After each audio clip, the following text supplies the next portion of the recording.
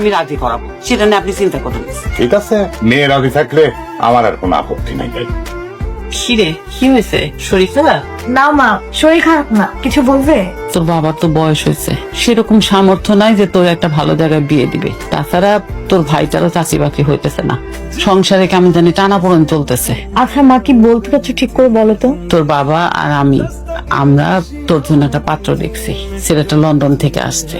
সে বলেছে তোর ভাইরেও বিদেশ পাঠাই দিবে। আমি জানি মা, উদয় ঘটকের কাছ থেকে আমি সবকিছুই শুনেছি, কিন্তু আমার পক্ষে বিয়ে করা সম্ভব না। তোর বাবার তো সেই সামর্থ্য নাই যে তোর ভালো কোথাও বিয়ে দিবে। আর তাছাড়া ওই ছেলে বলছে যে বিয়ের সমস্ত খরচ সে নিজেই দিবে। ছেলেটাও বিদেশ যাবে, তুইও লন্ডন চলে যাবি। আমি তো অন্তত পক্ষে শান্তিতে মরতে পারবো, তুই আর না করিস না মা। মা, লোকটা না হয় বয়স বেশি, সেটা না হয় মেনে দাও, কিন্তু লোকটা তো বউ বাচ্চা আছে। তুমি বলো মা, আমি কিভাবে সতীনের ঘর করব? ঘটক তো বলছেই যে আগের বউর সাথে তার কোনো যোগাযোগ নাই। তুই এই ছেলের বিয়ে করলে তুই সুখী হবি, আমাদেরও অভাব থাকবে না। মারে, তুই আর না করিস না, অন্তত পক্ষে পরিবারের কথা চিন্তা করে হইলেও রাজি হয়ে যা।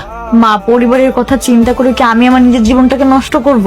জীবন নষ্ট হবে কেন? আরে বিয়েটা হয়ে গেলে তুই তো সুখে থাকবি, লন্ডনে চলে যাবি, আমাদেরও কোনো অভাব থাকবে না।